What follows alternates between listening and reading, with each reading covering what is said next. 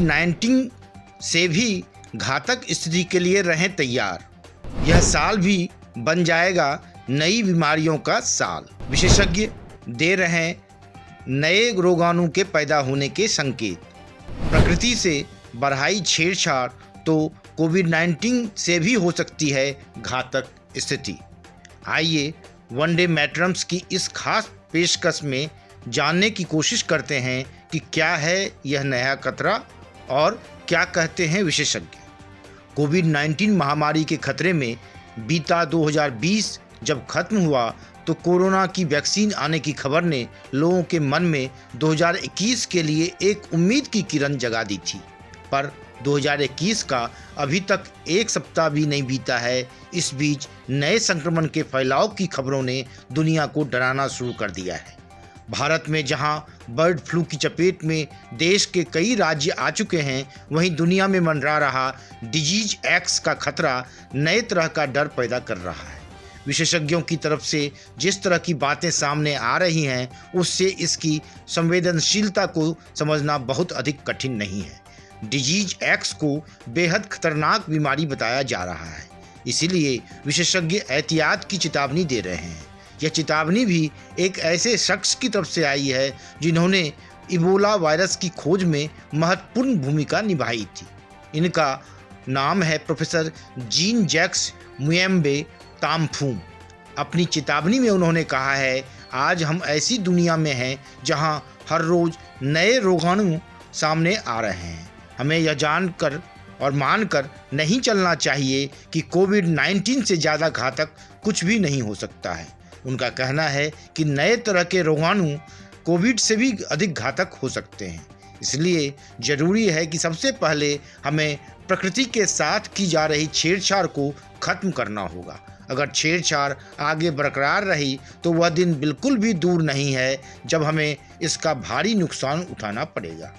इनके अलावा विश्व स्वास्थ्य संगठन यानी WHO भी कह चुका है कि डिजीज एक्स कहाँ जाकर रुकेगी, अभी यह सिर्फ कल्पना ही है। अगर यह पूरी तरह अस्तित्व में आती है तो यह कोरोना महामारी से कई गुना अधिक खतरनाक होगी। आपको याद होगा कि इबोला की चपेट भी दुनिया के कई देश आए थे। हालांकि इसकी शुरुआत को 4 दशक से भी अधिक समय बीत चुका है, लगभग 45 साल। अगर इस खतरनाक वायरस की खोज करने वाले वैज्ञानिक तामफूम ने और WHO ने डिजीज एक्स को लेकर चेतावनी दी है तो यह दुनिया भर के लिए खतरनाक संकेत है। जब 2020 बीतने के साथ ही लोग नए साल को लेकर नई उमंग के साथ आगे बढ़ने की योजना बना रहे हैं, तो ऐसे में दुनिया में नए रोगाणु का खतरा बरकरार रहना वाकई परेशान करने वाला है। वैज्ञानिक तामफूम ने माना है कि अफ्रीका के उष्ण कटिबंध वाले वर्षा वनों से नए और घातक वायरस उभर रहे हैं। यहाँ तक कि कांगो लोकतांत्रिक गणराज्य में एक महिला में हेमरेजिक बुखार के लक्षण नजर आने के बाद नए जानलेवा रोगाणु की आशंका जताई गई है। महिला की इबोला सहित कई बीमारियों की जांच की गई थी, हालांकि महिला को उनमें से एक भी बीमारी नहीं थी। इसके बाद उसकी बीमारी को लेकर डर बढ़ गया कि कहीं बीमारी का कारण डिजीज एक्स तो नहीं है। यह नया रोगाणु कोरोना वायरस की तरह काफ़ी तेज़ी से प्रसार कर सकता है, लेकिन इसकी मृत्यु दर इबोला की तरह 50 से 90% तक हो सकती है। हालांकि इबोला जैसे लक्षण वाली यह बीमारी ठीक भी उसी तरह से होती है।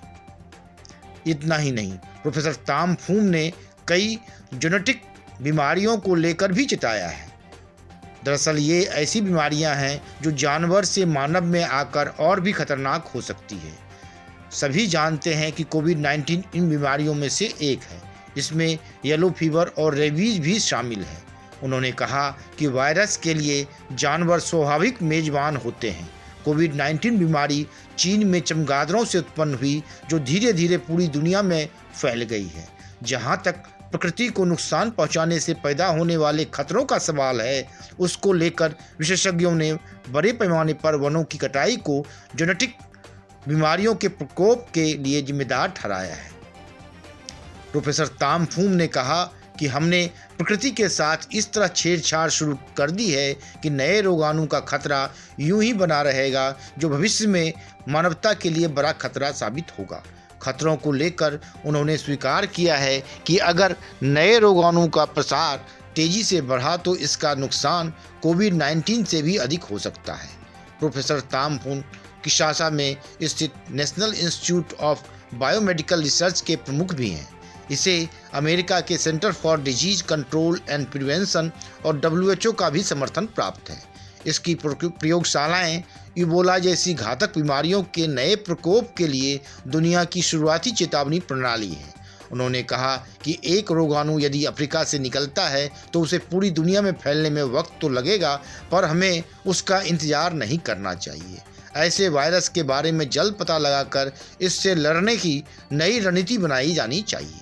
आइए अब जानते हैं कि विशेषज्ञ डिजीज एक्स के संपर्क में आने के पीछे किन्हें मानते हैं प्रत्यक्ष और अप्रत्यक्ष कारण। प्रत्यक्ष तौर पर संपर्क की बात करें तो संक्रमित जानवर के लाड़ प्यार के दौरान उसके शरीर से निकलने वाले द्रव्य से, जबकि अप्रत्यक्ष संपर्क दूषित वस्तुओं या वातावरण के जरिए जैसे बिस्तर या मिट्टी से हो सकता है। इसके अलावा खाद्य के जरिए भी संक्रमित मांस के सेवन, उत्पादन या जिसे पकाया नहीं गया है से भी संपर्क हो सकता है, ऐसा विशेषज्ञ मान रहे हैं। मच्छर और मक्खी भी इसके संपर्क में लाने के वाहक हो सकते हैं। हवा या पानी से भी इसके संपर्क में आने का खतरा है, खासकर रोगाणुओं के ड्रॉपलेट्स या एरोसेल के जरिए सांस लेने के दौरान या दूषित पानी के संपर्क में आने या पीने से। कुल मिलाकर हर बीमारियों से निपटने में लोगों की खुद की भी भूमिका होती है। ऐसे में अपने स्तर पर भी जरूरी उपायों पर विशेष ध्यान देना चाहिए, खासकर संक्रमण जैसी बीमारियों से निपटने में। यह तब संभव होगा जब हम इन बीमारियों के प्रति जागरूक रहेंगे और समय समय पर इस संबंध में आने वाली चेतावनियों, लक्षण और बचाव के तरीकों के बारे में जानकारी लेते रहेंगे। Bureau report, one day matters.